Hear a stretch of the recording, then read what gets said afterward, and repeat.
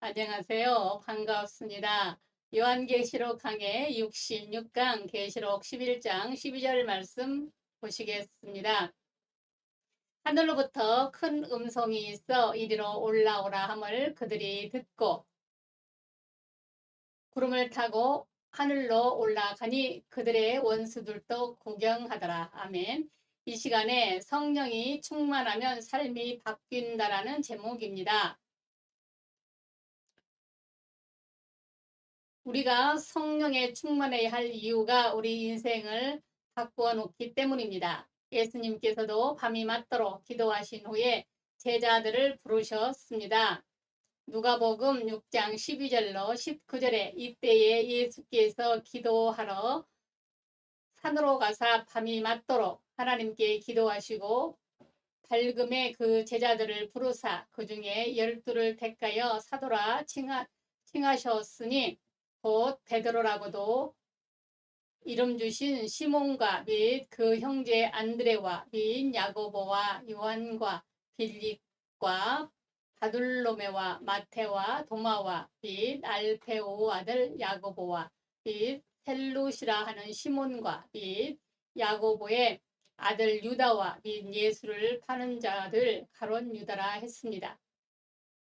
예수님은 밤이 맞도록 기도하신 예가 몇 번이 있는데 그때마다 그만큼 결단이 필요한 상황이었습니다. 제자를 선택도 그랬습니다. 밤새 기도하셔서 부름을 받은 제자들은 많이 배우지도 못했고 그들의 인품이나 직업이나 경력 등 여러 면에서 별 볼 일이 없는 사람들이었습니다. 그들 중에 가장 뛰어난 사람이 베드로였는데 그는 허물이 아주 많은 사람이었으며 도무지 갈피를 잡을 수 없는 특이한 성격의 소유자였습니다.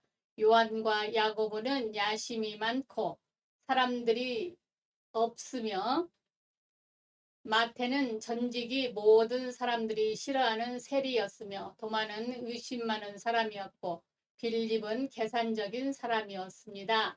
가롯 유다는 돈이라면 사족을 못 쓰는 사람이었습니다. 그런 제자들을 부르신 것은 자기 지혜, 자기 능력, 자기 방법을 자랑하는 자들보다 차라리 악하고 무식한 사람이 더 나을 뿐 아니라 부족해도 은혜와 은사를 입혀주면 더 위대하게 될 수 있었기 때문입니다. 그래서 마태복음 10장 1절에 예수께서 그 12 제자를 부르사 더러운 귀신을 쫓아내며 모든 병과 모든 약한 것을 고치는 능력을 주시리라고 말씀하고 있습니다. 이것이 성경에서 보여주는 택하심의 원리입니다. 고린도전서 1장 27절로 28절에 하나님께서 세상에 미련한 것을 택하사 지혜 있는 자들을 부끄럽게 하려 하시고 세상에 악한 것들을 택하사 강한 것들을 부끄럽게 하려 하시며 하나님께서 세상에 천한 것들과 멸시받는 것들과 없는 것들을 택하사 있는 것을 폐하려 하시나니. 아멘. 그러므로 말씀과 성령 받는 일에 늘 힘쓰시기 바랍니다. 본문의 두 증인의 곧 두 선지자가 사흘 반 만에 죽음에서 다시 부활하여 하늘로 승천하는 장면입니다. 이처럼 성령은 우리에게 찾아오셔서 그리스도의 죽음과 삶의 승천과 승리와 영광과 온전함을 적용하셔서 하늘에 속한 위대한 자로 만들어 주시고 계십니다. 성령은 우리에게 감동의 영이십니다. 2절 말씀 하늘로부터 큰 음성이 있어 얼마나 음성이 크면 성경에서 크다고 하시느냐 하면 하늘의 소리이니 뇌정병력과 같이 천지를 압도하는 음성입니다. 시편 29편 3절로 4절의 영광의 하나님이 우레와 우레소리를 내시니 여호와는 맑은 물 위에 계시도다. 여호와의 소리가 힘 있으며 여호와의 소리가 위엄차도다 하신 말씀과 같습니다. 이처럼 성령이 함께 하시면 하늘의 감동이 다가옵니다. 성령을 받아야 마음에 감동이 오고 감화가 오고 깨달음이 오고 힘이 오고 은혜가 옵니다. 보통 사람들은 성령의 감동은 물론 하나님의 말씀, 성경을 들어주어도 감동이 없는데 성령을 받으면 살아계신 감동으로 다가옵니다. 충만할수록 그 감동은 큽니다. 그런데 유대의 타락한 사람들은 피리를 불어도 울지 않는 세대였습니다. 마태복음 11장 15절로 17절에 귀 있는 자는 들을지어다. 이 세대를 무엇으로 비유할까? 비유하건대 아이들이 장터에 앉아 제 동물을 불러 이르되 우리가 너희를 향하여 피리를 불어도 너희가 춤추지 않고 우리가 슬피 울어도 너희가 가슴을 치지 아니하였다 함과 같도다. 그만큼 무딘 심령들이었습니다. 그러나 성령이 임하면 우리의 심령이 어린이 3살처럼 변화되어 예수님의 마음을 가지게 됩니다. 그래서 고린도전서 2장 16절에 우리가 그리스도의 마음을 가졌느니라 말합니다. 하나님의 마음이 내 마음이 됩니다. 그래서 기쁜 자와 함께 기뻐할 수 있고 슬픈 자와 함께 슬퍼할 수 있게 됩니다. 성령은 승천케 하시는 영이십니다. 2절 하늘로부터 큰 음성이 있어 이리로 올라오라 함을 구름들이 구름을 타고 하늘로 올라가니 두 증인이 죽음에서 일어나 하늘로 승천하는 장면입니다. 구름이 나오는 것을 보니 예수님의 승천이나 재림이 생각납니다. 이처럼 성령 받으면 우리의 영혼이 승천합니다. 예수 안에서 하늘에 속한 자가 된다는 말입니다. 부활은 현재적 부활과 미래적 부활이 있습니다.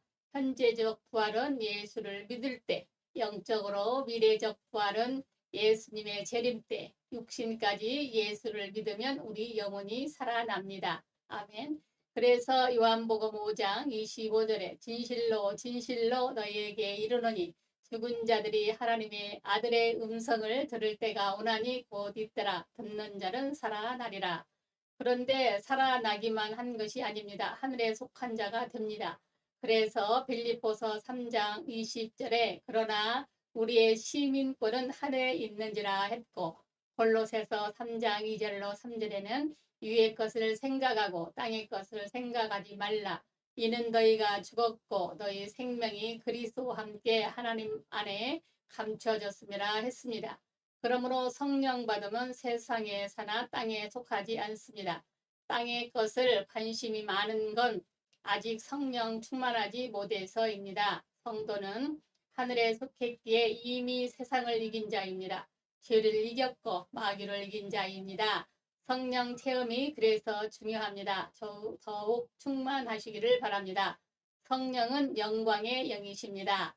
2절 구름을 타고 하늘로 올라가니 여기 구름은 임재와 영광의 상징입니다. 출애굽기 40장 34절로 35절에 구름이 회막에 덮이고 여호와의 영광이 성막에 충만하매 모세가 회막에 들어갈 수 없었으니 이는 구름이 회막 위에 덮이고 여호와의 영광이 성막에 충만함이었으며 이처럼 구름은 하나님의 영광을 가리킵니다. 그러니까 구름 타고 올라가신 예수님은 바로 영광 중에 올라가셨음을 의미하며 달리 말하면 영광의 성령으로 승천하셨습니다. 그래서 시편 기자는 시편 24편에 그것을 애언하면서 이렇게 노래를 했습니다. 문들아 너희 머리를 들을지어다. 영원한 문들아 들을지어다. 영광의 왕이 들어가시리로다. 영광의 왕이 누구시냐? 강하고 강한 여호와이시요 전쟁에 능한 여호와시로다. 문들아 너희 머리를 들을지어다. 영원한 문들아 들을지어다. 영광의 왕이 들어가시리로다. 영광의 왕이 누구시냐? 만군의 여호와께 곧 영광의 왕이로다. 아멘. 7절로 10절 말씀을 말씀하십니다. 이렇게 영광 중에 승천하신 예수님은 구름 타고 영광 중에 다시 오실 것입니다. 그러니까 예수님은 성령으로 나시고 성령으로 사역하시고 성령으로 부활하시고 성령으로 영광 중에 승천하셨습니다. 성령은 영광의 영이시기에 성령이 임하면 영광스럽게 됩니다. 그래서 베드로전서 4장 14절에 너희가 그리스도의 이름으로 욕을 받으면 복의 있으리로다. 영광의 왕 곧 하나님의 영이 너희 위에 계심이라. 아멘. 그래서 박해를 받으면 성도들이 마음이 빛나고 얼굴이 빛나며 더욱 영광스럽게 됩니다. 예수님께서 변화선에서 기도하실 때 용모가 변화되고 그 옷이 휘어져 광채가 났는데 세상의 어떤 비누로도 희게 할 수 없을 만큼 광채가 났습니다. 그런데 그 말씀이 하시기 전에 하나님의 나라가 권능으로 임하는 것을 볼 자들도 있느니라. 마가복음 9장 1절은 말씀하십니다. 그러면서 보여준 사건이 변화산 사건입니다. 그러니까 성령이 임하시면 영광스럽게 된다는 말입니다. 사람들이 기쁨이 없고 자기를 비하하고 저주하는 이유는 그 영광을 경험하지 못해서 그렇습니다. 사람들에게 무시받는 감정을 갖는 것도 영광을 체험하지 못했기 때문입니다. 반면 부자의 상에서 떨어지는 부스러기로 사는 거지처럼 비천해도 이 영광을 받으면 가장 행복하고 영광스러운 마음으로 세상에 살게 됩니다. 성령은 체험 가능한 은사의 영이십니다. 2절 말씀, 그들이 듣고 구름을 타고 하늘로 올라가니 그들의 원수들도 구경하더라. 두 증인이 승천하는 모습을 원수들은 확실히 보았습니다. 이것을 구원론, 즉 개인의 신앙의 체험을 안다고 생각해 본다면 여기 원수 구경꾼들은 바로 우리의 육신입니다. 로마서 8장 7절로 8절에 육신의 생각은 하나님과 원수가 되나니 이는 하나님의 법에 불복하지 아니할 뿐 아니라 할 수도 없습니다. 육신에 있는 자들은 하나님을 기쁘시게 할 수 없다고 했기 때문입니다. 그러나 잘 알아야 합니다. 우리 육신 자체가 나쁜 것이 아니라 육신에 치우친 생각이 나쁘고 육신적인 마음이 나쁩니다. 이것이 하나님의 원수입니다. 이 육신적인 마음은 체험과 표적을 보지 않고는 믿지 않으려고 합니다. 그러므로 우리의 육신의 원수는 은혜를 체험해서라도 깊이 깨달아야 합니다. 은사란 우리 육체도 알게 체험 가능한 사실입니다.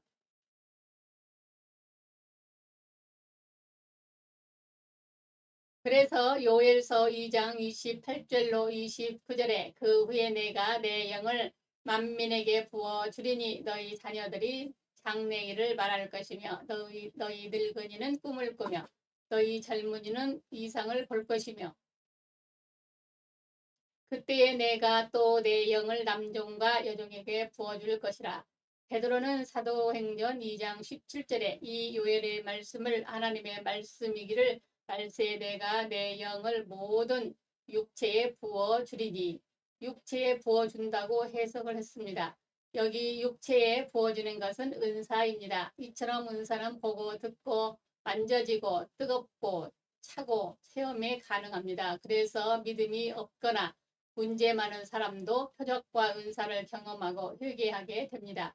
왜 은사를 주실까요? 먼저는 의심하지 말고 믿도록 표적으로 주십니다. 다음은 실제적인 도움을 위해서 주십니다. 다음은 사역을 위해서 주십니다. 예수님도 누가복음 4장 18절로 19절 은사로 충만하셨습니다. 사랑하는 여러분, 하나님 아버지와 구주 예수 그리스도의 최고의 선물은 바로 우리 일생을 변화시킬 성령이십니다. 성령 받으면 영에 속한 사람 또 하늘에 속한 자가 됩니다. 이러한 성령을 거절하고 하나님을 섬긴다는 것은 마치 예수님을 배척하고도 하나님을 섬긴다는 유대인들과 같은 거짓되고 미련한 것입니다. 성령을 인정하고 사랑하십시다. 그러므로 충만을 받아야 합니다. 이것이 우리 모두의 희망이요 비전입니다. 그러므로 우리 모두 다른 데 마음 빼앗기지 말고 전심으로 하나님을 경외하며 감동의 영, 부활의 승천의 영, 영광의 영, 은사의 영으로 다가오시는 성령으로 충만받는 여러분들이 다 되시기를 바랍니다. 감사합니다. 우리 주 예수 그리스도의 이름으로 사랑하고 축복합니다. 아멘.